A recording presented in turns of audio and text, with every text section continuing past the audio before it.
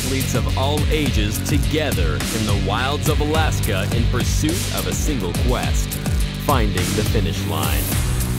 The adults will climb and then descend 3,000 vertical feet in less than a mile, at times facing grades above 60%. These brave souls aren't just racing for prize money.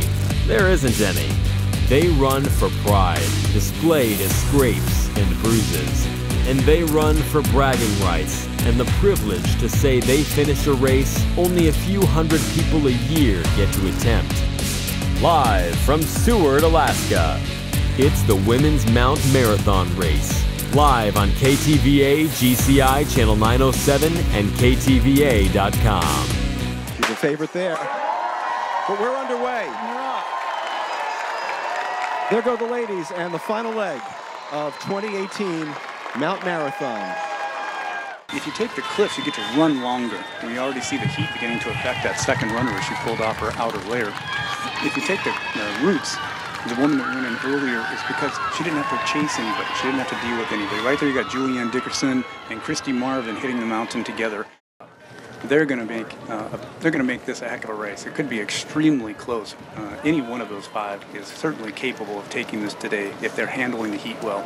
Again, there we have Jessica Yeaton. She was on the Olympic team for the Australian team. You want to know, you have to get a sense for how they're feeling as well, because you have to pace yourself.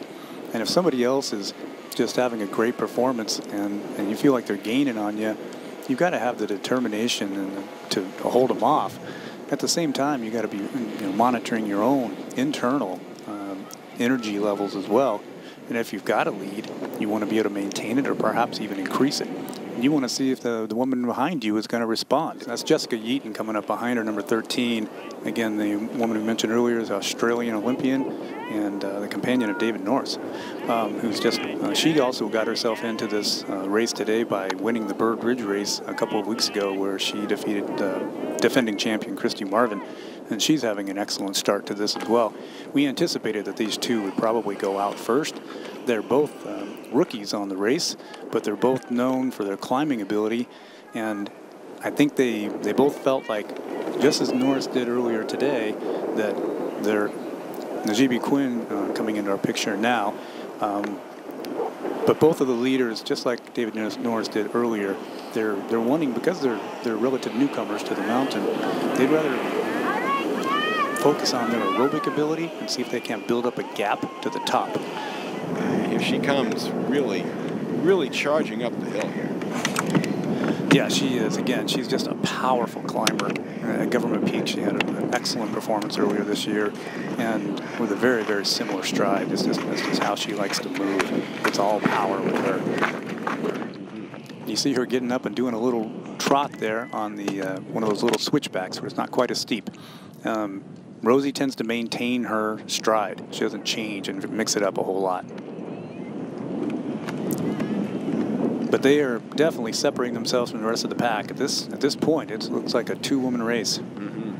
But they're certainly within striking distance. Jessica's certainly within striking distance of her. Looks like she's closed that gap a little bit too. Yeah, here comes Najeeby Quinn, having a very strong performance. Earlier we spoke about how she soaked herself in ice water before the race to try to keep from overheating. That's a veteran move. Najeeby's been racing both domestically and internationally for probably at least 10 or 15 years. She's very experienced, and she's been in this situation before. Yeah, let's not count her out. I know you usually have, what, about a minute and 15 is about the max of catching somebody once you get to that top of the hill. So we still have that within range, certainly with numbers 1 and 2. We'll see about whether or not Najeeby Quinn can close the gap there. But yeah, there's Christy Marvin. She is right behind Najeeby. And Christy, we know how strong Christy is on the downhill. You see her here, she's trying to get up and run some.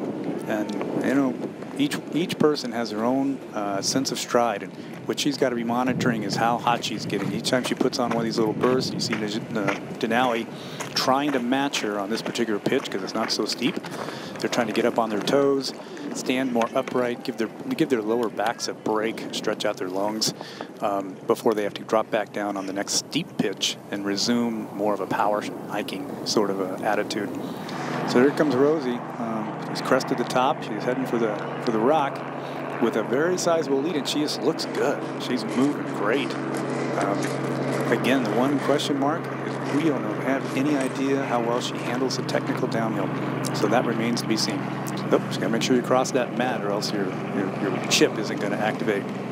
Yeah. See, here's an interesting point about what Rosie's doing. However, she is a rookie on the mountain, and she's taking she almost does look like she doesn't even know where she's going. She's very hesitant. She's taking that's a very slow route. At the bottom of your screen over here on the left is the entry point that you'll see most of the experienced racers taking. Rosie is new to the mountain, though. She doesn't have much time here, and she's taking a very difficult. You can see how bad the footing is right there. Look at her trying to traverse over sideways because she doesn't know. She doesn't know the way down. She's losing time here. She is. Now she's avoiding the snow, which I'm really surprised of, because she's going sideways on the mountain right now instead of down. This is a very interesting development. She's going to try to go around the snow instead of going. This could be a turning point in the race for the audience at home. Jessica Yeaton has taken the snow, just as we saw the men do earlier, and Rosie might not be able to recover from this. The snow is much faster. It's a little more difficult to control yourself, but it's much faster. Jessica Yeaton has already overtaken Rosie Frankowski, who's trying to avoid the snow, and this could be a game changer for the race. You see how fast she's going down that snow? That is a big, big difference. You know, I was going to ask you, as we discussed the early on here, is Rosie just falling behind, and Jessica even at the entry point where David went. It's amazing. That's where David went, and sure enough, she had the scouting report, the game planning and strategy of where they're going to go. Here's where I'm going to go, and it was the game. It was the game plan, and it was the spot where Jessica not only made up all the time, but then built an enormous lead that Rosie Frankowski is not going to overcome. Our own Holly Brooks is just now coming up toward the top of the mountain. Can I sneak by you on the left? Former champion. Thanks. Being polite as always. We hear Holly's mic asking if she can sneak by.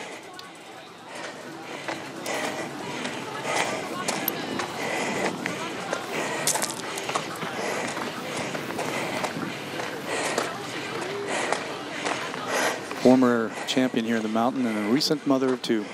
Twins. They're adorable. So she's just now exited the creek bed. This is called the crossover trail, and she'll be down to the cliff here in just about 20 seconds. A little quick check over her shoulder, but I think she realized that she's got quite a commanding lead. She's probably hearing the cameraman chasing her down. She's got a camera behind her, but that's about it, and it is hers to win. Yep, she's very impressively. Sweet line right down under the tree. This is where you just get back on the bottom of your shoes and kind of skid underneath this thing. She's very much under control, and once she hits the pavement, nobody's going to catch her. She made a decisive move on the snowfield that changed the course of the race.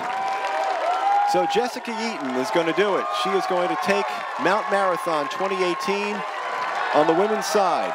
A brilliant performance. Her first victory in her first race. Christy Marvin and Denali are apparently battling it out. Neither one of them wants to say, give it up. Here comes Christy. She'll try. She may not have enough real estate, though. Does Denali have enough to hold her off here? I don't know. Here she comes. Here she comes. No, she just may run out of real estate. She needed another couple hundred yards. All right. Denali takes second, and another performance of strength from Christy Marvin, third.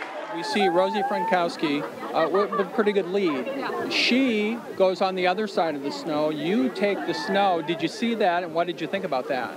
So I train with Rosie every day.